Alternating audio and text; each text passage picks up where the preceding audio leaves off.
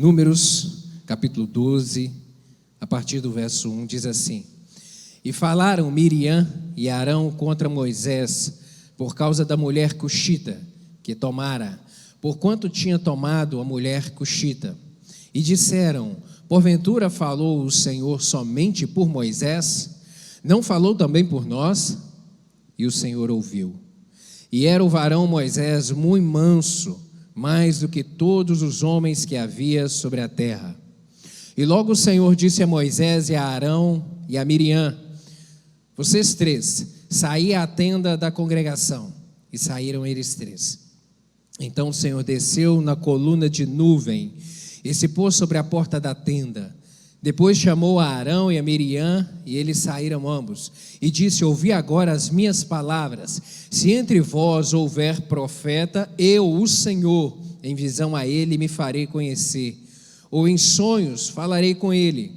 Não é assim com o meu servo Moisés, que é fiel em toda a minha casa. Boca a boca falo com ele, e de vista, e não por figuras, pois ele vê a semelhança do Senhor. Por que, pois, não tiveste temor de falar contra o meu servo, contra Moisés? Assim, a ira do Senhor contra eles se acendeu e foi-se. E a nuvem se desviou de sobre a tenda, e eis que Miriam era leprosa como a neve. E olhou Arão para Miriam, e eis que era leprosa. Pelo que Arão disse a Moisés: Ah, Senhor meu, ora, não ponha sobre nós este pecado que fizemos loucamente, com que havemos pecado. Ora, não seja ela como um morto, que saindo do ventre da sua mãe tenha metade da sua carne já consumida. Clamou, pois, Moisés ao Senhor, dizendo: Ó Deus, rogo-te que a cures. E disse o Senhor a Moisés: Se seu pai cuspir em seu rosto, não seria envergonhada 7 dias? Esteja fechada 7 dias fora do arraial, e depois a recolham. Assim, Miriam esteve fechada fora do arraial 7 dias, e o povo não partiu, até que recolheram a Miriam. Porém, depois o povo partiu de Azerote, e assentaram o arraial no deserto de Parã. Ainda em Miqueias, capítulo 6, abra aí por favor, Miqueias, capítulo 6, verso 4. Miqueias 6, 4. Diz assim: Pois te fiz subir da terra do Egito, e da casa da servidão te remi, e enviei adiante de ti a Moisés, a Arão e a Miriam. Amém? Vamos orar mais uma vez, vamos pedir ao Espírito Santo que aplique essa palavra em nosso coração. Pai, rendemos ao Senhor toda a graça, toda a honra, toda a glória, pois só Tu és Deus no céu e na terra. Tu és o nosso Pai amado, nosso Deus todo-poderoso. Reconhecemos a Tua autoridade, a Tua soberania e a nossa inteira dependência do Senhor. Nos reunimos aqui nessa manhã, meu Deus, com o coração ardente de trazermos a Ti a nossa adoração, meu Deus, e também de aprendermos mais do Senhor. E agora, em volta da Tua palavra, lhe rogamos que o Teu Espírito Santo fale conosco, em nome de Jesus. Abra nossa mente, nos dê compreensão, meu Deus, daquilo que o Senhor quer falar conosco. Abra nosso coração, Pai, para que a voz do Senhor seja ouvida no mais íntimo do nosso coração, e que essa palavra produza força no nosso coração nessa manhã, que essa palavra traga entendimento para a nossa mente, meu Deus, a respeito do que o Senhor quer ministrar a nós nessa manhã. Fala conosco, fala ao coração de cada um dos meus irmãos aqui, em nome de Jesus. Dá-me graça do Senhor para transmitir essa mensagem, pois eu dependo inteiramente de Ti, Espírito Santo, em nome de Jesus que eu lhe oro. Amém, amém. Você pode se assentar.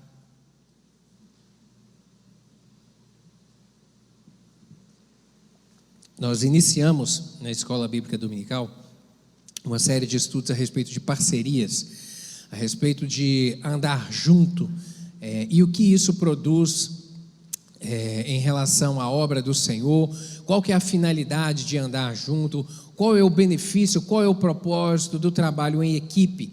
E hoje nós vamos ver a respeito de uma equipe que o Senhor levantou há muito tempo atrás, a equipe do Êxodo.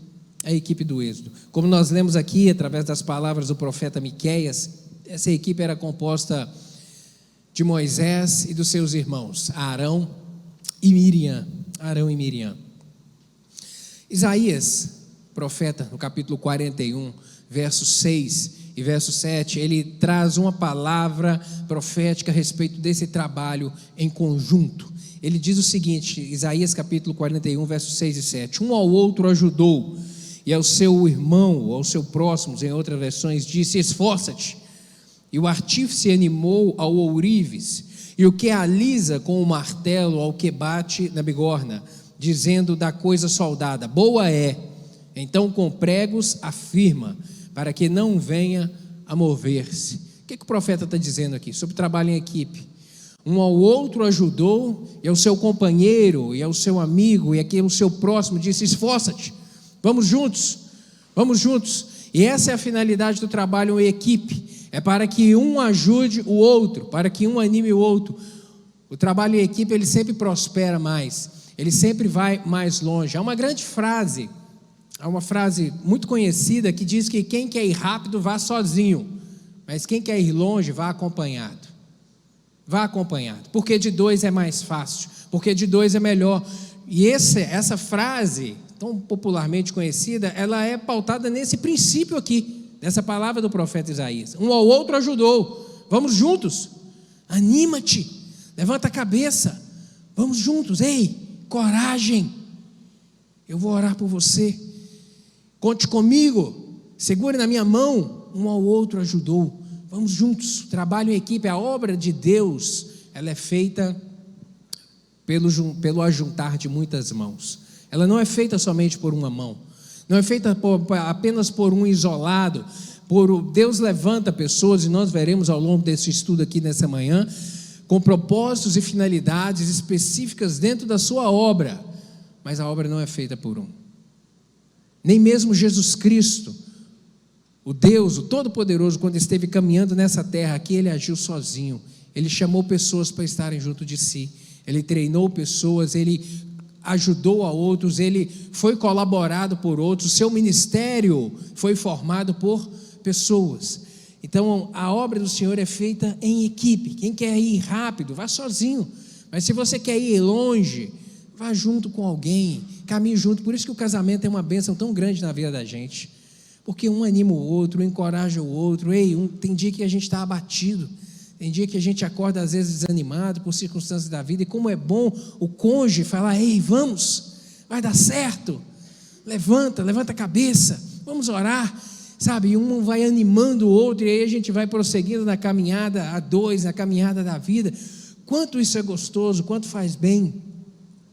Contextualizando aqui nesse momento da história, que os hebreus, eles estavam vivendo um tempo de escravidão, estavam escravizados no Egito, um tempo muito difícil, um tempo muito sombrio, e Deus aqui decide constituir essa equipe para poder promover esse livramento. Deus decidiu levantar Moisés como líder para essa grande obra que seria feita ali, mas que não seria feita somente por ele. E ao longo dessa jornada, e ao longo dessa caminhada, nós vemos que outros se levantaram a estar ao seu lado.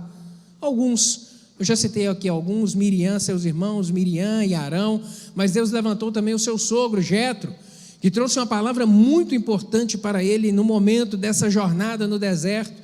Lembra que o sogro dele vem dizer: olha, Moisés, você não vai aguentar isso sozinho não.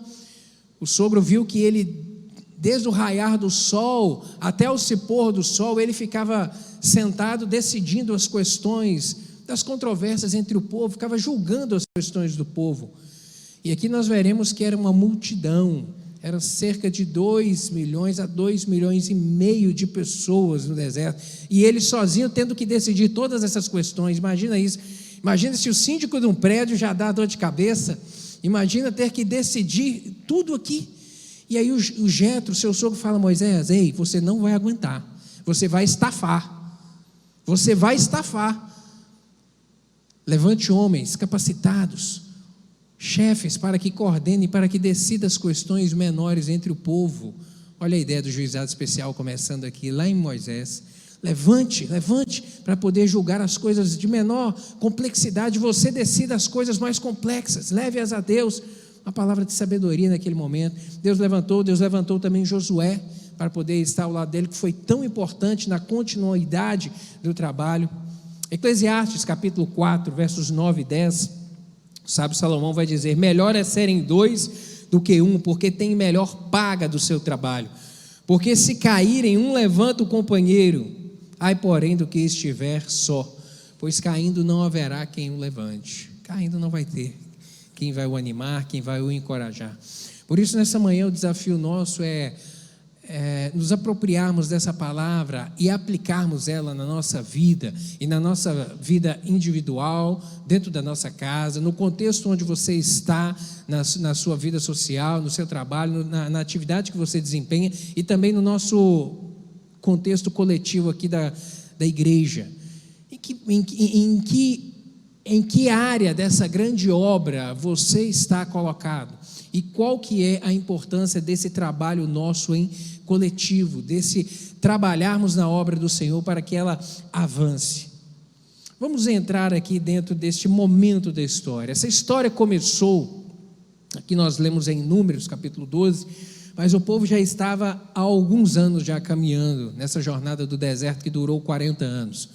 Mas essa história começou muito antes, lá no início, lá no final do livro de Gênesis, quando a família de Jacó desce da terra de Canaã, onde eles estavam, e vem até o Egito, por causa da grande seca que estava havendo ali, e nesse momento José já era governador do Egito, e ali ele traz a sua família, e a sua família se aloja ali na região de Gozém, e cerca de 70 pessoas foi o número de gente que veio. Essa família era composta por cerca de 70 almas. Está lá em Êxodo, capítulo 1, verso 5, isso. Cerca de 70 pessoas era essa família que chegou ao Egito. E em razão ali daquele local assim, de grande fartura, o povo se viu em um contexto muito bom e começou a multiplicar. O povo começou a crescer, e cresceu de maneira exponencial, e foram se multiplicando, e cresceram aos milhares. O povo de Israel multiplicou, Deus abençoou, que multiplicaram e multiplicaram muito. Como eu disse, esse povo que saiu do Egito era cerca de 2,5 milhões de pessoas, aproximadamente. E por que os teólogos fazem essa conta? Ela é baseada mais ou menos em razão do censo que foi feito no final do livro de Números, aqui lá no capítulo 26, verso 51, que diz que são estes, um censo que foi feito, são estes os contados dos filhos de Israel, 601.730 homens. Foram contados entre os homens, e aqui só eram contados homens maiores de 20 anos, homens capazes de ir para a guerra. Então o censo que foi feito contou-se 600 mil homens, não contou crianças e não contou mulheres. A gente sabe que nesse tempo aqui era da cultura casarem muito cedo, então se imagina que talvez esses 600 homens, quase todos eles estariam casados, e o povo, como eu disse, multiplicava, que era uma beleza, tinha a bênção de Deus da multiplicação. E aí, se você contar pelo menos 2 filhos de cada um, então 2 filhos, 600 mil, casado, tendo 2 filhos, essa conta vai chegar aí em 2 milhões e meio de pessoas. Então é daqui que os teólogos criam essa ideia desse volume de pessoas que caminharam nessa jornada aqui. Mas a consideração por José lá no Egito, ela mudou quando a dinastia do novo faraó subiu ao trono. E aí, quando o novo faraó sobe ao trono, passa ali aquela geração que conviveu com José, que foi tão influenciada por José, o prestígio de José, então, veio em decadência. E ali, em local, em vez ali da comodidade, agora surgiu a adversidade, sabe? Em lugar ali da prosperidade, a decadência. E aquele novo faraó que chega percebe que aquele povo era muito grande e que talvez eles poderiam subverter contra os egípcios caso alguma outra nação inimiga viesse a fazer guerra. E ali naquele momento eles decidem começar a apertar e a escravizar. E começa um tempo muito difícil para o povo de Israel, e eles decidem clamar ao Deus de seus pais. Capítulo 2, abra sua Bíblia aí, por favor. Êxodo, capítulo 2, vai estar registrado esse clamor lá. Versículos 23 a 25 diz o seguinte: E aconteceu depois de muitos dias que, morrendo o rei do Egito, os filhos de Israel suspiraram por causa da servidão e clamaram, e o seu clamor subiu a Deus por causa da sua servidão. E ouviu Deus o seu gemido, e lembrou-se Deus da sua aliança com Abraão, com Isaque e com Jacó. E viu Deus os filhos de Israel, e atentou Deus para a sua condição. O aperto começou ali, os inimigos começaram a oprimir, e foi um tempo realmente de escassez, de dificuldade muito grande. Mas no meio desse contexto tão perturbador, e chegou a um ponto dessa opressão ser tão grande, que Faraó decidiu agir como um verdadeiro genocida, no sentido de matar as crianças do sexo masculino que nascessem. E aí, nesse momento aqui, surge Moisés, nasce a esperança. Primeiro veio a repressão, depois a servidão e depois o genocídio. Capítulo 1 de Êxodo, acompanhe aí, por favor, verso 15 e 16, está registrado isso lá. E o rei do Egito falou às parteiras das hebreias, das quais o nome de uma era Sifrá e o da outra Puã, e disse: Quando ajudardes a dar à luz às hebreias e as virdes sobre os assentos, se for filho, matai-o, mas se for filha, então viva. Um genocídio, realmente para poder matar as crianças, matar os meninos, para que aquela geração envelhecesse e não houvesse outra, e não surgisse mais meninos, e não surgisse homens guerreiros, homens fortes, que pudessem pelejar. Nesse momento aqui, dentre esses condenados à morte, Deus escolheu Moisés. Deus escolheu Moisés para ser o prometido que viria a promover, através do poder de Deus na sua vida, a libertação para o seu povo. E seguindo um pouco mais na história, a gente vê aqui a fé dos pais de Moisés, que foi muito grande. Lá em Hebreus capítulo 11, verso 23, vai fazer referência a essa fé da mãe de Moisés, especificamente. Diz assim: Pela fé Moisés, já nascido, foi escondido 3 meses por seus pais, porque viram que era um menino formoso e não temeram o mandamento do rei. Havia uma ordem do rei, era para matar as crianças, e a desobediência de uma ordem do rei era algo sem clemência, era algo que poderia implicar na condenação da família inteira à morte. Mas os seus pais temeram a Deus e não tiveram medo, temor dessa palavra do rei, e confiaram no Senhor. A família era composta de Miriam, Arão e Moisés, sabe, a família onde eles nasceram. Nós já vemos aqui, já desde o seu início, fé. E a fé é o que nós precisamos para suportar os momentos da adversidade nas nossas vidas, sejam essas adversidades pequenas ou sejam grandes adversidades, grandes montanhas a serem pelejadas, a serem conquistadas. A mãe de Moisés aqui, chamada Joquebede, que a tradução do seu nome significa Deus é honrado. Essa mulher demonstra fé aqui, quando ela vem aguardar a promessa de Deus, aguardar a promessa do livramento, a bênção, sabe, ela preparou ali, sabemos a história, que ela criou o filho o quanto ele pôde, mas o menino, como todo menino que é barulhento e chorão, às vezes ficou impossível continuar com ele dentro das 4 paredes de casa, e ela decide então preparar aquele cesto com betume e colocar no rio Nilo. Nós vemos aqui que o projeto de Deus para a redenção de Israel começou pelo ato de fé de uma mulher e de uma menina. Olha só, o projeto de Deus, olha esse projeto grandioso aqui que nós vemos registrado no livro de Êxodo, essa caravana, esse movimento extraordinário e grandioso que aconteceu, começou tudo por um ato de fé de uma mulher e de uma menina. Querido, sabe o que eu vejo com isso? É que você não consegue imaginar de onde virá o agir de Deus em resposta ao clamor que você tem feito, onde você clama por livramento, onde você clama por provisão, onde você clama por uma porta aberta. Você não consegue imaginar de onde virá o livramento de Deus. Essa história toda começou pelo ato de fé de uma mulher e de uma menina. Salvou uma nação inteira. Sabe, não despreze as coisas pequenas, o agir pequeno que Deus começa a fazer dentro da sua vida e dentro da sua casa, porque através daí pode vir um grande livramento, um grande mover, um grande milagre, que só lá na frente que você vai compreender, que os seus olhos realmente verão esse grande livramento do Senhor. Somente a fé aqui poderia permitir que essa mãe fizesse isso.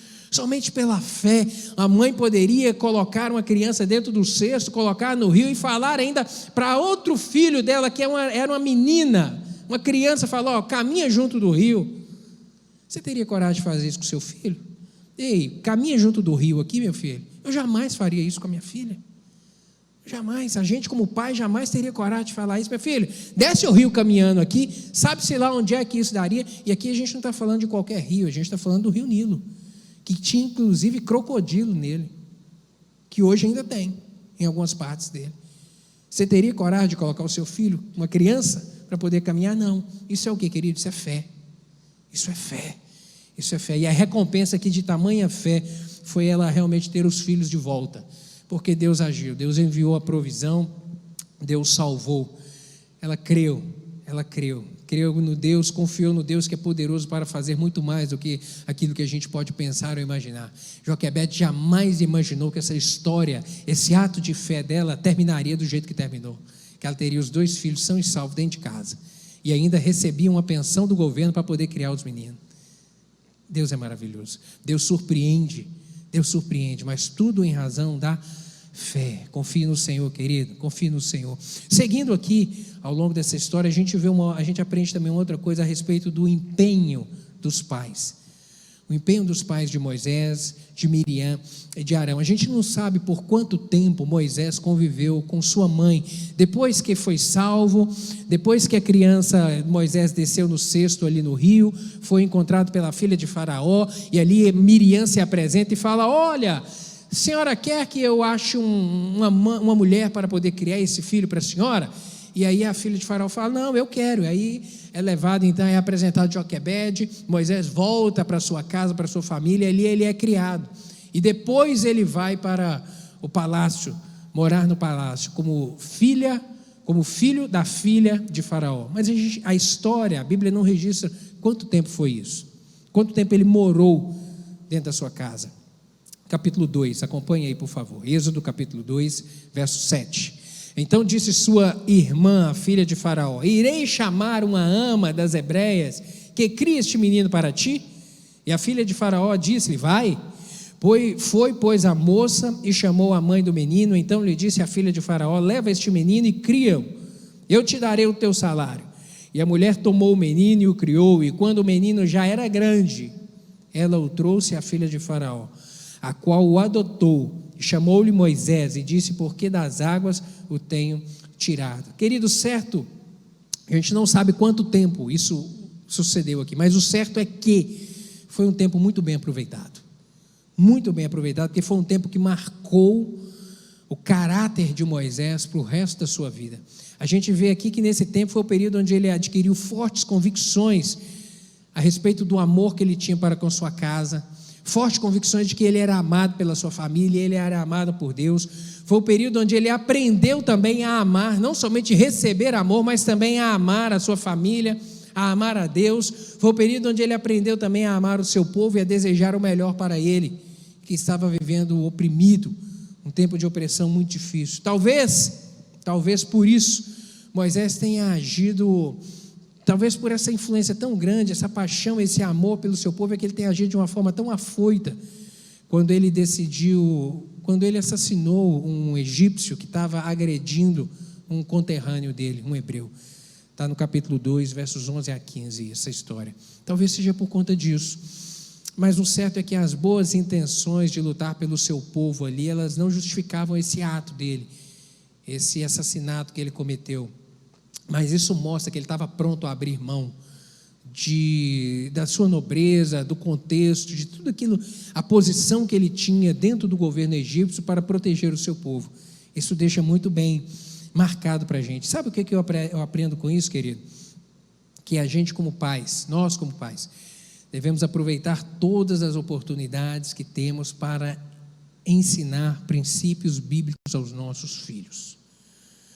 Todas as oportunidades que temos, nós devemos aproveitar o tempo todo para inculcar na cabeça dos nossos filhos os princípios da Bíblia, o tempo todo.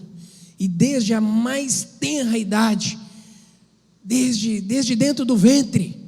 A ciência hoje comprova que se você cantar para o menino dentro da barriga, ele vai entender, ele vai sentir a frequência da voz da mãe, de quem estiver do lado, ele vai entender. Então, desde a mais tenra idade, ministre a palavra de Deus na vida do seu filho, ensine princípios bíblicos que vão ficar incrustados no coração dele.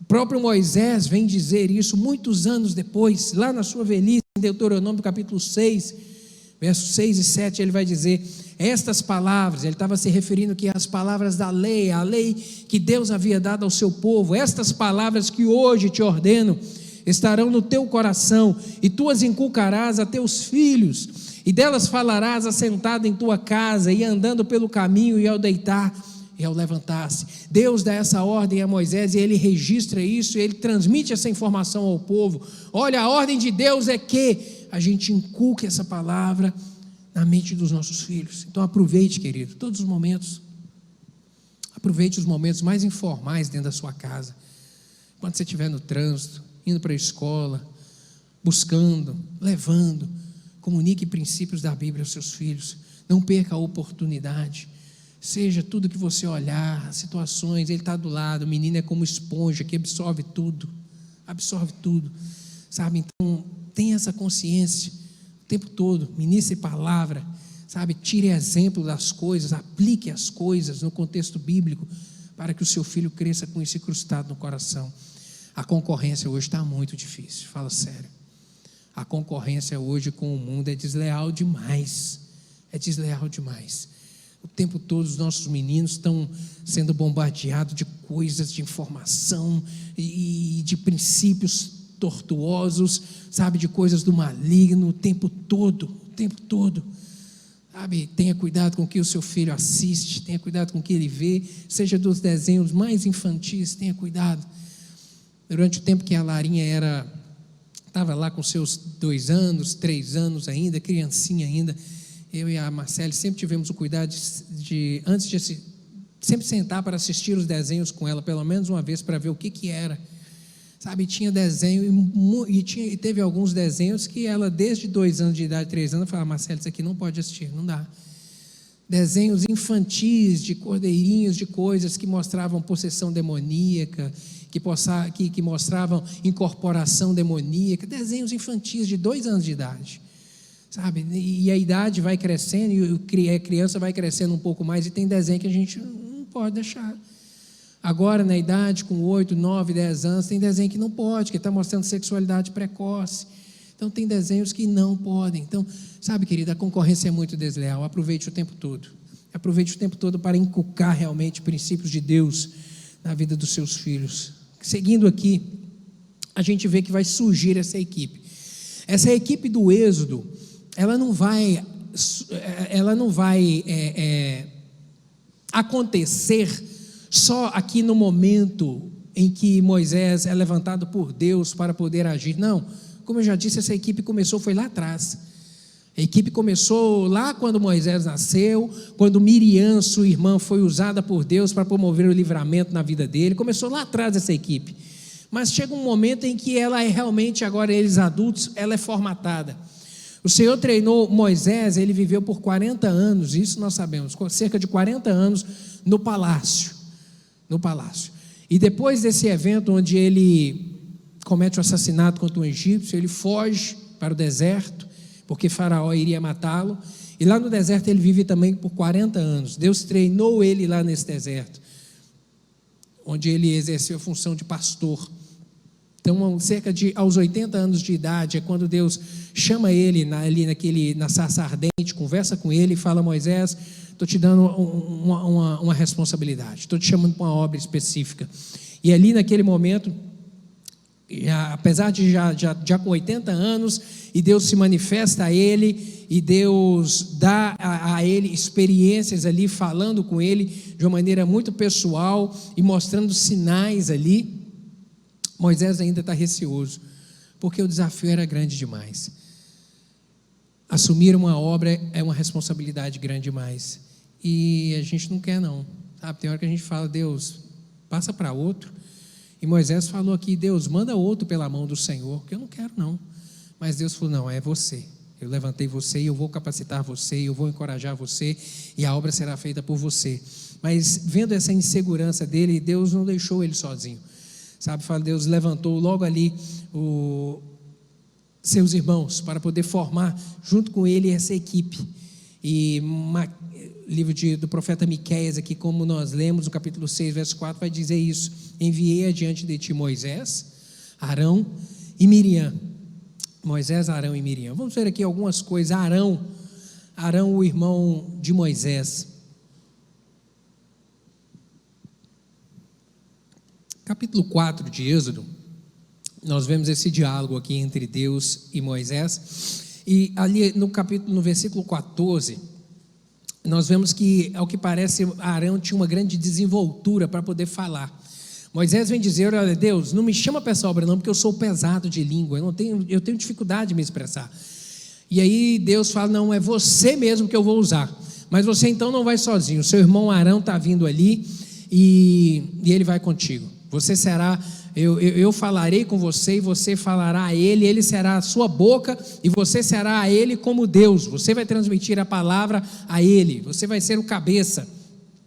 E ao que parece, Arão tinha essa habilidade de falar.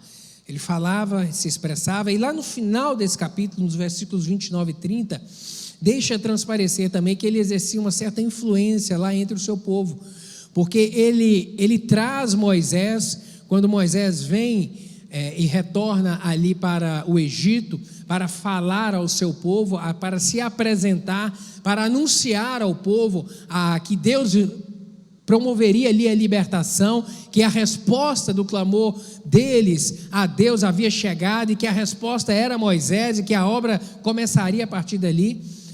É Arão que reúne o povo. É Arão que reúne o povo. Então a gente vê que Arão tem uma certa influência ali. Versículos 29 e 30, nós vemos isso. Moisés mostrou-se tímido, e Arão tornou-se realmente ali o seu porta-voz, e a princípio Arão não se incomodou com essa posição, ele assumiu esse lugar no projeto de Deus, e em razão disso ele não deveria ter no seu coração essa questão da concorrência. Mas nós vemos aqui em Números capítulo 12, que surgiu um espírito de concorrência no coração dele. Daqui a pouco a gente chega lá para ver qual foi a consequência disso. O outro membro dessa equipe aqui, Miriam, a sua irmã, ela era a mais velha dos três. Miriam era a mais velha dos três.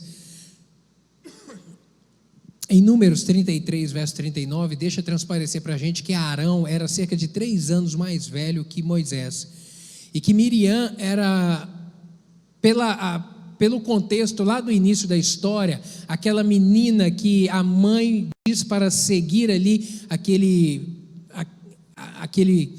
pequeno cesto onde Moisés estava descendo o rio. Ao que parece, ela deveria ser um pouco mais velha, talvez cerca de 10, 11 anos, os teólogos imaginam isso. Ela não era adulta, mas também não era uma criança infantil, mas era uma moça. Ela é chamada de moça ali naquele texto. Então, de repente, seria aí uma menina, uma pré-adolescente talvez. E o tempo passa, e ela no início ali da caminhada dessa equipe, nós vemos que ela também exercia uma certa influência dentro do povo de Israel. Porque lá no capítulo 15, quando acontece aquele evento do povo de Israel atravessar o Mar Vermelho, o exército de Faraó ir atrás e o Mar Vermelho engolir, logo depois que eles atravessam, no capítulo 15 de Êxodo, vai registrar um cântico de Moisés. E ali nos versos 20 e 21, nós vemos um ato ali de Miriam naquele momento, onde ela sai para poder cantar e dançar, e ela leva consigo as mulheres do povo.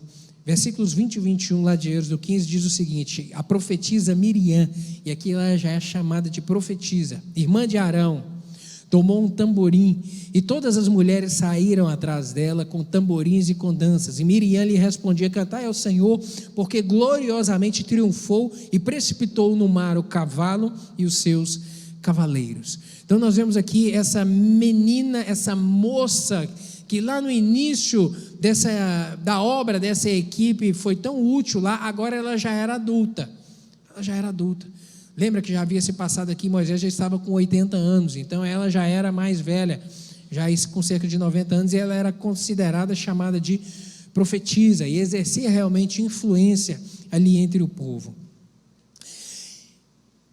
A equipe começa a trabalhar, o povo começa a caminhar, a jornada planejada por Deus inicialmente, ela era uma jornada muito curta, porque o povo sai do Egito e eles caminham cerca de 1 ano e 8 meses, aproximadamente quase 2 anos, eles chegam à porta da terra prometida. Ali ocorre aquele evento onde Moisés envia os 12 espias vão lá na terra, voltam e falam: olha, Moisés, a terra é maravilhosa. E 10 deles falam: olha, a terra é maravilhosa, mas tem gigantes, a gente não vai conseguir conquistar, a gente vai morrer, esse povo é maior e mais forte do que nós somos perante eles como gafanhotos, nós não temos a mínima capacidade, Moisés, você nos trouxe aqui para nos matar.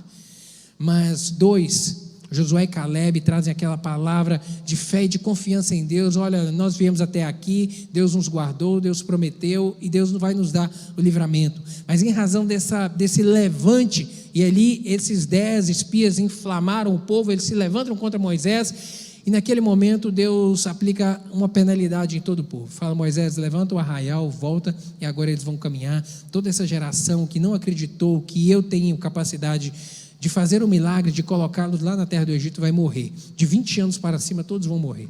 Só os seus filhos, que eles falaram que não têm condição, que eles seriam esmagados, esses vão tomar posse da terra. E aí o povo volta para caminhar no deserto, e aí é que essa jornada vai completar cerca de 40 anos, que foi o tempo total onde eles permaneceram caminhando na jornada. E aí nós chegamos aqui em Números, no capítulo 12, em algum momento nessa caminhada, nessa jornada aqui, e nós vemos que surgiu um problema nessa equipe.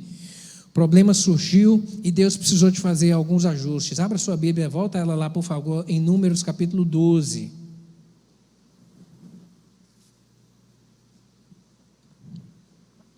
Versículo 1 diz aí: falaram Miriam e Arão contra Moisés por causa da mulher cuxita que tomara, pois tinha tomado a mulher cuxita. Miriam, ela foi fundamental lá na salvação, lá no início do projeto, e aqui foi ela que apresentou Moisés à filha de Faraó. O tempo passou, aqui ela já era adulta, como eu disse, Moisés um homem maduro, e Moisés aqui ele estava casado. A esposa de Moisés era Zípora. O livro de Êxodo deixa isso registrado. Depois que ele foge do Egito, ele vai para o deserto, lá ele ele chega à casa de Jetro, e ali ele casa com uma das suas filhas, chamada Zípora. E aqui,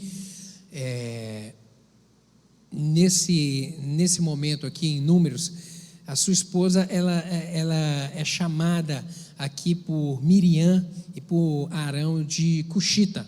Outras versões dizem cusita. E o certo é que ela era provavelmente da descendência etíope. Ela era etíope. E em razão disso, os etíopes são ali do norte da África, possivelmente ela era da cor negra. Possivelmente. Então, por isso, por essa distinção, talvez, de cor do resto do seu povo, eles vêm fazer referência. Miriam utiliza a referência da sua cor aqui para fazer referência à pessoa dela, a mulher cuxita. Miriam e Arão aqui, os irmãos de Moisés, começam a criticar a sua esposa, em razão da mulher que Moisés havia tomado. Uma leitura inicial talvez vai pensar que está falando ali de uma questão racial, mas não é nada disso. O que estava no coração de Miriam e Moisés não era questão racial, não era em razão da mulher, não era quem era a mulher.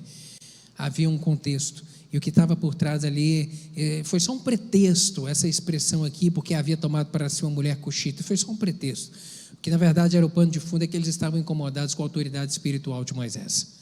Essa que era a grande verdade, sabe? Surgiu aqui inveja e o ciúme, e a inveja e o ciúme é algo do diabo, que destrói. A inveja e o ciúme destrói, é um veneno para o casamento. Inveja e ciúme é um veneno, envenena um relacionamento, sabe? Inveja e ciúme acaba com a amizade, inveja e ciúme divide uma igreja. Inveja e ciúme é algo realmente do cão, e tem que ser vigiado. Isso é um mal que tem que ser arrancado pela raiz no coração, porque se deixar crescer, vai trazer malefícios inúmeros. A inveja e o ciúme, nós vemos que ela cegou aqui Miriam e Arão, porque eles perderam de vista quem era Moisés. Ao longo aqui da caminhada, nós vemos que Deus já havia utilizado Moisés para fazer sinais e prodígios extraordinários no Egito, e ao longo aqui da caminhada, já no deserto, e eles perderam de noção quem era Moisés, ficaram cegos. O ciúme e a inveja cegou completamente, eles perderam a noção de quem era Moisés, de qual era o papel dele, de qual era a autoridade espiritual que esse homem representava. Perderam. A inveja e o ciúme ficaram iludidos, imaginaram que tinham a mesma autoridade espiritual que Moisés, completamente iludidos, e não tinham. Eles tinham um papel específico nessa obra de colaboradores, mas o líder era Moisés. Deus havia deixado isso muito claro. A inveja e o ciúme divide. Miriam e Arão agora estavam numa posição adversa de Moisés. Nós vemos isso de uma forma muito clara, como se estivessem agora do outro lado do balcão, não estava do mesmo lado, não estava somando força, vem trazer uma palavra de divisão, e a gente tem que ter muito cuidado com isso. Lá no Novo Testamento, Tiago vem dizer, no capítulo 3, verso 16, pois onde há inveja e ambição egoísta, aí há confusão e toda espécie de males. Onde há inveja, onde há ambição egoísta, aí há confusão e toda espécie de males. Tenha cuidado com ciúme e inveja no seu casamento, tenha cuidado com a ciúme e inveja no seu trabalho, com o seu colega de trabalho, com o seu sócio, com as pessoas. Tenha cuidado dentro da igreja, tenha cuidado do ministério, tenha cuidado na obra que Deus tem colocado na sua mão. Tenha cuidado, isso mata, isso é um veneno, e isso tem que ser realmente arrancado. Vamos ver aqui algumas lições que a gente extrai aqui desse capítulo 12 de Números. Verso 1, voltando novamente aí, vou ler o verso 1 e verso 2. Falaram Miriam e Arão contra Moisés por causa da mulher cuxita que tomara, pois tinha tomado a mulher cuxita, e disseram, porventura falou o Senhor somente por Moisés? Não falou por nós? E o Senhor ouviu. Começaram a dizer, realmente a promover um levante. A gente não sabe se Miriam e Arão falaram isso diretamente a Moisés, ou se começaram, que geralmente acontece assim, em levantes, geralmente um começa a falar com o outro, e não fala diretamente, começa a falar com o vizinho, com os amigos, com as pessoas próximas, começa a falar mal do líder, começa a falar mal. A gente não sabe como é que foi o contexto aqui, mas talvez tenha sido isso. Uma coisa eu vejo aqui, querido, que nós não podemos impedir alguns pensamentos de surgir na nossa mente, mas nós podemos calá-los. Guarde isso. A gente não pode impedir um pensamento de surgir na mente, não tem jeito. O pensamento surge assim, brota do nada, mas a gente pode calá-lo. E aqui é que está a sabedoria. Pensamentos, vê uma coisa, imagina alguma coisa na mente na hora, sabe? Isso acontece com a gente todos os dias, em qualquer momento. O pensamento a gente não pode impedir ele de surgir, mas a gente tem o poder de calar, de secar ele, de dizer não, de colocar uma pedra em cima dele, sabe? Você não pode ter um velho, e existe um ditado chinês, um provérbio chinês, se não me engano, que diz que você não pode impedir os pombos de voarem sobre sua cabeça, mas você pode impedi-los de fazer ninho. É a mesma coisa, é a mesma aplicação. Você pode impedir, sabe? Então, quando surgir um pensamento na sua mente, querido, se não é de Deus, arranque, vire a página, não deixe brotar.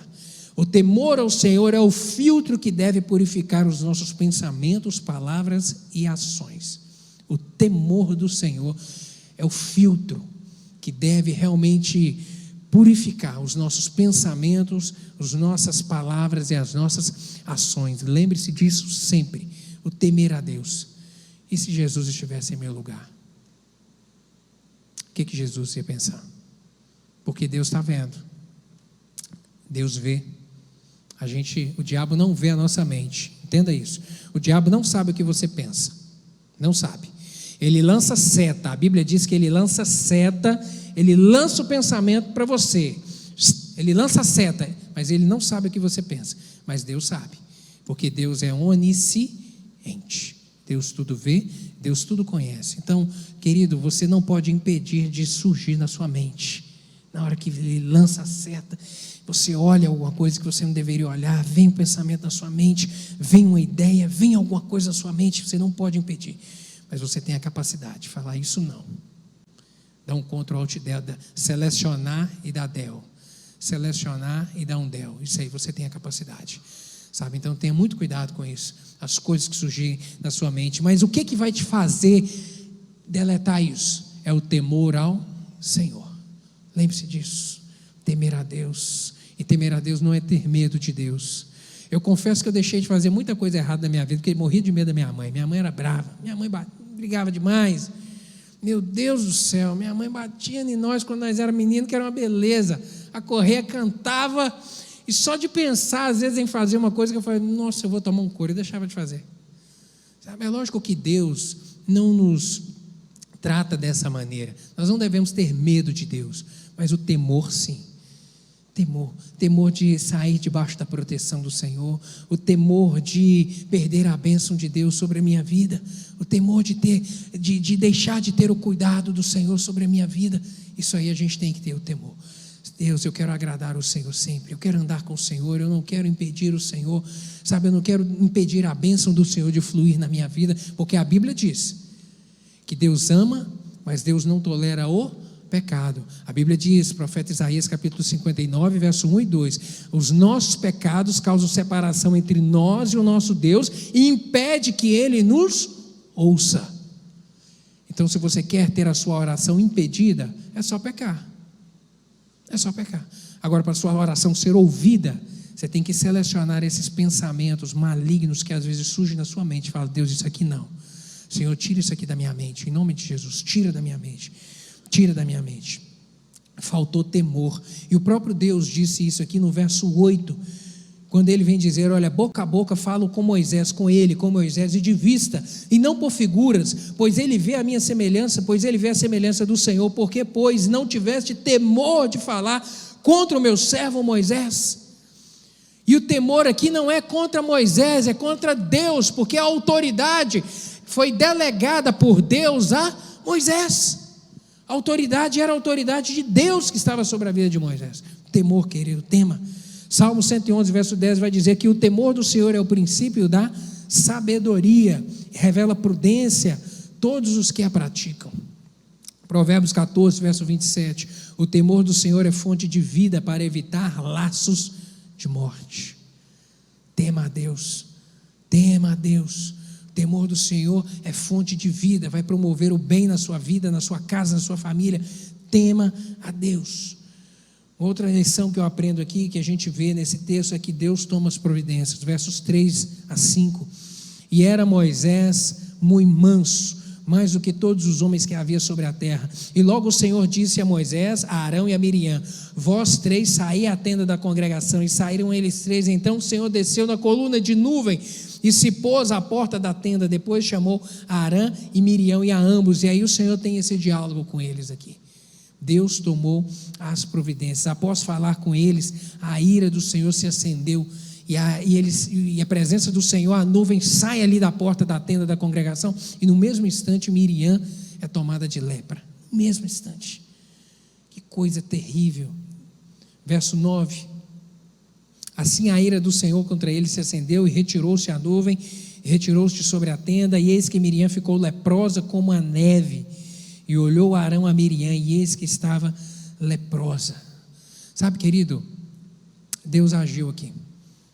Deus não permitiu a sua honra ser maculada, porque eu repito, a autoridade espiritual foi delegada por Deus a Moisés. E quando Miriam e Arão se levantam contra essa autoridade, eles não estavam se levantando apenas contra Moisés, estavam se levantando contra Deus. Mas Moisés, por consequência, estava sendo injustiçado.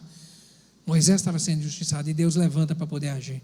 Sabe, querido, quando você for injustiçado em nome de Deus, não se preocupe. Quando levantarem para falar mal de você, levantarem para caluniar, para difamar você em razão por ser cristão, em razão do seu serviço na obra do Senhor, sabe? Quando levantarem para falar mal, não tome isso com você, não tome isso contigo. Não permita que isso venha ocupar o seu coração, que isso venha te afadigar a sua mente, as suas emoções. Entregue para Deus. Deus, o Senhor é que age. Deus, estão falando. Deus, toma conta, Senhor. É do Senhor, não quero carregar isso comigo. A Bíblia vem dizer que Moisés era homem muito manso, muito manso. Ele não deixou isso subir no coração dele, mas Deus agiu. Deus é Deus de justiça. Salmo 103, verso 6 vai dizer isso: o Senhor faz justiça e o Senhor defende os oprimidos. O Senhor faz justiça. Essa mansidão de Moisés, como eu disse aqui,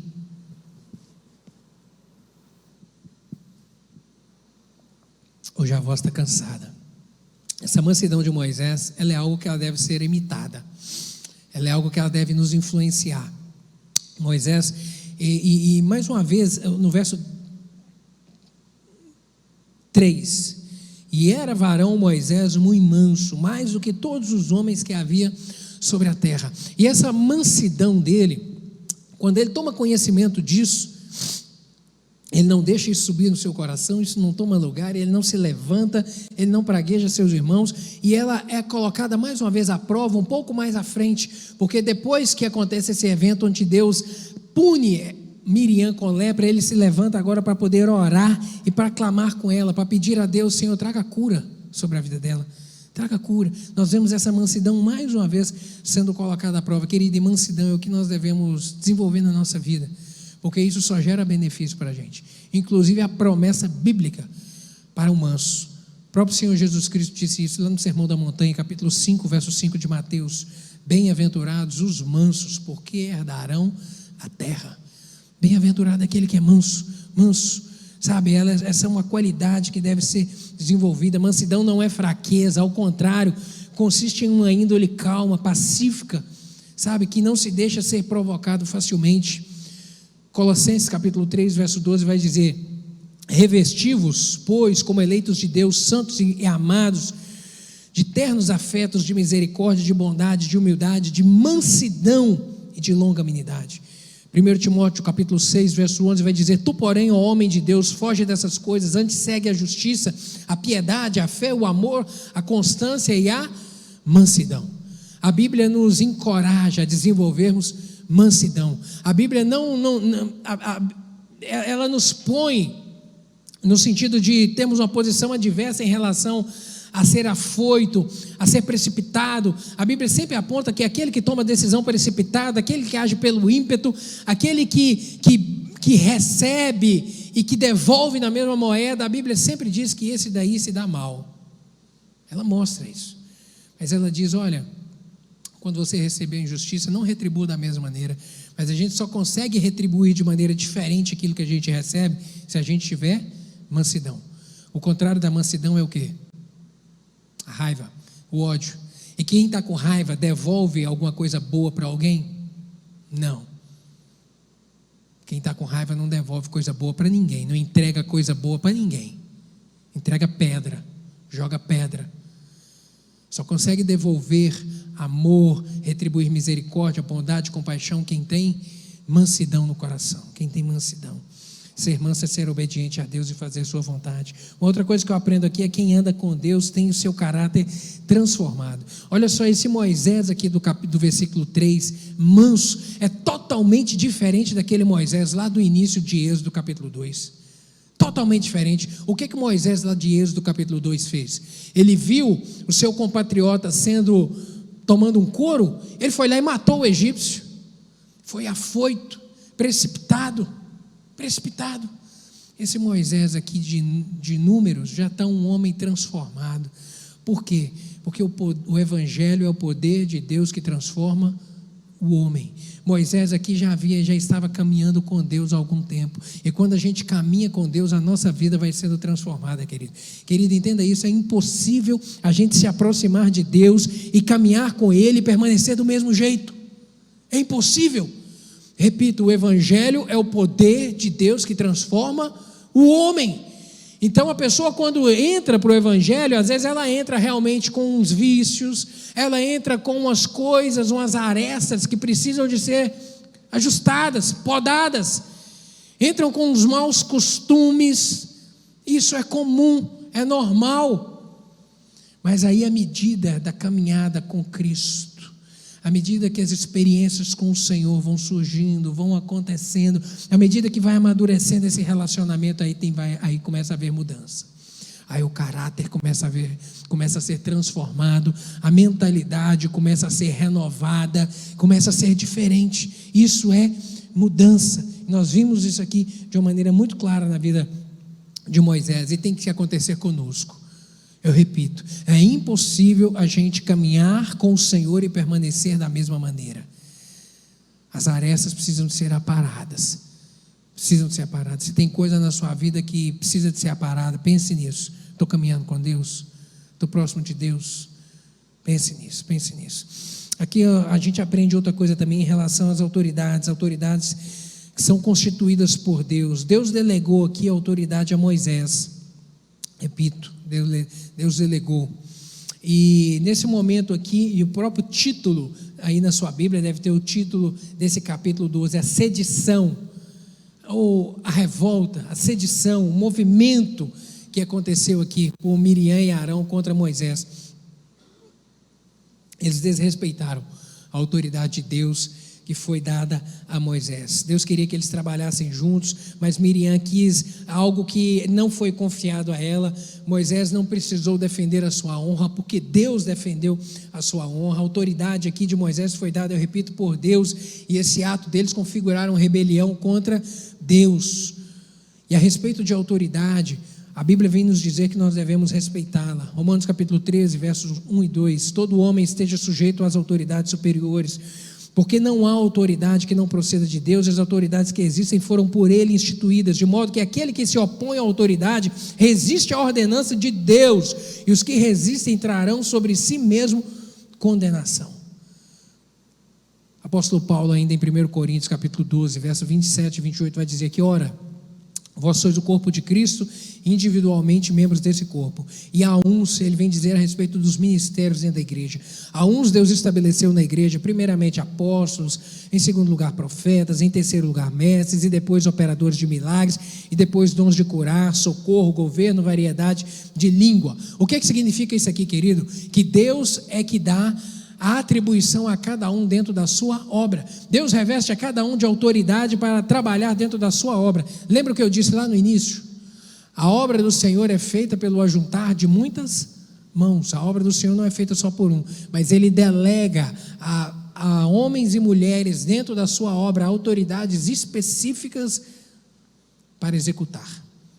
E em relação a essas autoridades, elas têm que ser respeitadas, porque senão a própria palavra do Senhor vai dizer que isso acarreta muitos males. A gente tem que ter o respeito em relação às autoridades instituídas, seja em relação aos nossos governantes, seja a autoridade espiritual dentro da igreja. Deus levanta pastores, Deus levanta líderes, e eles têm que ser respeitados, porque senão dá problema, e nós vemos isso aqui de uma maneira muito clara nesse evento. Sabe, eu dou graças a Deus que tive o privilégio de nascer num lar evangélico. Cresci os meus dentes dentro da igreja, e já com esses 43 anos eu já vi muita coisa acontecendo. E todas as vezes, e já presenciei também muitos levantes acontecendo dentro de igreja, pessoas se levantando contra a liderança, contra pastor, contra líderes. E uma coisa eu já vi e sempre percebo: toda vez que alguém se levanta, isso acaba mal. Toda vez que se levanta contra a autoridade, para falar, para criticar, para querer usurpar a autoridade espiritual, meu querido, isso acaba muito mal. Isso acaba mal, como aconteceu aqui com Miriam. Deus julga nossas causas. Outra coisa que eu aprendo: também que a gente deve aprender, por último, a gente deve aprender a resolver as nossas questões. Surgiu no coração de Miriam aqui, e Arão, e no original hebraico, diz que está no verbo, foi colocado aqui no feminino, está no feminino no original hebraico, o verbo falaram, no sentido de quem disse, o que sugere que quem falou foi Miriam, e que Arão concordou com o que Miriam disse, mas quem começou, parece, a sedição aqui teria sido Miriam, e por isso Deus a penalizou com a lepra e não penalizou Arão, e também porque Arão, uma das razões também porque Arão não foi penalizado é porque ele era sumo sacerdote, e ele, como ele tinha esse ofício para a obra do Senhor ele não ser prejudicada, ele não foi penalizado com essa lepra, mas que quem iniciou essa sedição teria sido Miriam. Eu repito, isso surgiu no coração, e ela deveria, e juntamente com ele, terem tratado isso. Sabe, algumas emoções às vezes surgem no nosso coração em relação a pessoas, e a gente tem que saber tratar. Às vezes a gente recebe, vê alguma coisa que às vezes desagrada, recebe alguma informação que às vezes desagrada o coração, às vezes a gente discorda de alguma coisa, isso é normal, a gente não precisa de concordar com tudo, mas a gente não pode jamais deixar brotar no nosso coração sentimentos como esse daqui. Eu repito, porque a inveja e o ciúme, eles destroem, são sentimentos, pensamentos altamente perniciosos, e eles precisavam de ter tratado e não trataram. Sabe o que eu aprendo para eu encerrar essa aula contigo? Que a gente deve pedir ao Espírito Santo que nos ajude a controlar as nossas emoções.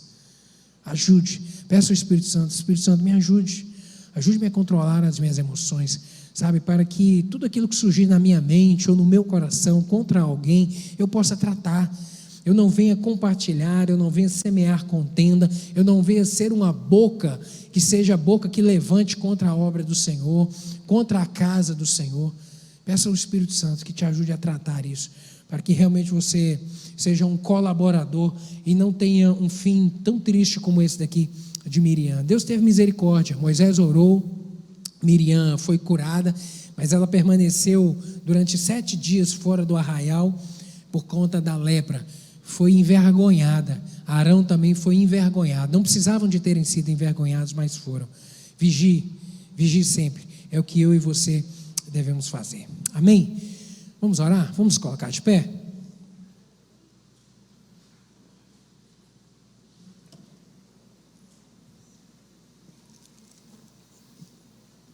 Quantas lições a gente aprende aqui sobre esse trabalho em equipe?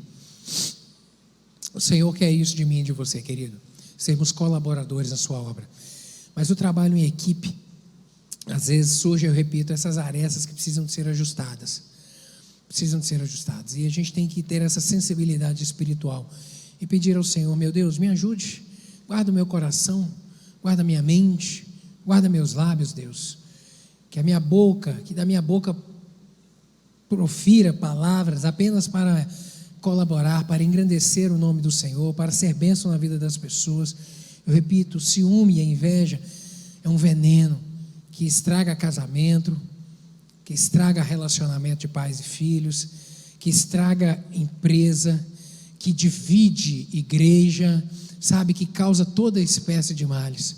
Peça ao Senhor para guardar a sua mente, sabe, os pensamentos você não tem a capacidade de impedir que eles surjam na sua mente, mas eu repito, você tem como selecionar e tirar, falar, Deus, isso aqui não, Senhor, tira isso da minha mente, Senhor, isso aqui não, eu não vou pensar, eu não vou alimentar isso no meu coração, eu não vou alimentar isso.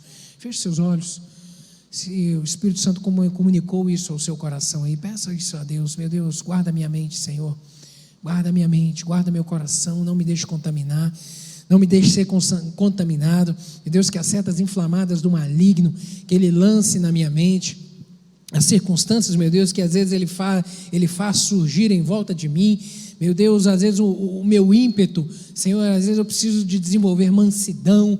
Se você precisa de mansidão, peça isso nessa manhã, Deus, me ajuda a desenvolver mansidão, Pai. Às vezes eu tenho retrucado na mesma moeda, eu tenho pago na mesma moeda, às vezes eu sou afoito no falar. Meu Deus, me ajude a ter mansidão, a tolerar, meu Deus, a ter um espírito calmo, em nome de Jesus. Me ajude a controlar as minhas palavras, a minha boca, em nome de Jesus. Oh Senhor, obrigado pelo ensinamento da Tua palavra nessa manhã. Meu Deus, o Senhor nos chama, o Senhor nos encoraja nessa manhã a trabalharmos, meu Deus, as nossas emoções. Meu Deus, a desenvolvermos mansidão, a controlarmos a nossa mente, a desenvolvermos, meu Deus, a nos deixar ser controlados pelo Espírito do Senhor. Meu Deus, a acertarmos as arestas que no início da caminhada, meu Deus, contigo às vezes a gente tem alguns vícios, alguns maus costumes, meu Deus, mas que assim como Moisés foi transformado pela caminhada com o Senhor, que assim sejamos nós também transformados dia a dia, renovados na mente, renovados no entendimento. Meu Deus, que aquelas coisas que às vezes a gente gosta, que são coisas, meu Deus, não boas, meu Deus, nem tudo convém, não convém ao cristão, não convém eu ainda continuar fazendo isso, tendo esses desejos. Meu Deus, que isso seja mudado em nome de Jesus, agora com o Senhor, vivendo contigo uma experiência com o Senhor, amadurecendo na fé. Meu Deus, que a gente venha deixar essas coisas de lado em nome de Jesus e venhamos a viver uma vida nova com o Senhor, desfrutar de tudo que o Senhor tem para nós, sermos bênção. Meu Deus, que o trabalho em equipe nosso, na casa do Senhor, na obra do Senhor, meu Deus, que o trabalho em equipe nosso dentro da nossa casa, no nosso casamento, na nossa empresa, em nome de Jesus, meu Deus, que venhamos ser boca de bênção onde estivermos. Arranca da nossa mente todo pensamento maligno de ciúme, de inveja, em nome de Jesus. Nos ajude a ter temor do Senhor no coração sempre, temor em relação às autoridades espirituais que o Senhor tem constituído sobre nós, temor do Senhor, em nome de Jesus, que esse seja, meu Deus, o marco da nossa vida, para que a gente haja, para que a gente fuja das investidas do maligno e caminhe com o Senhor e sejamos abençoados nessa terra. Seja a tua graça, completa essa palavra no coração de cada um dos meus irmãos, é o que eu lhe clamo em nome de Jesus, amém.